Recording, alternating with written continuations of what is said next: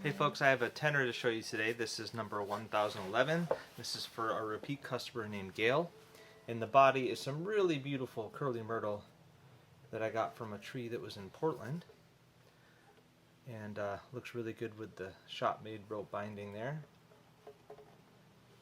All this up here is some local walnut, including some bug holes, which I love to include.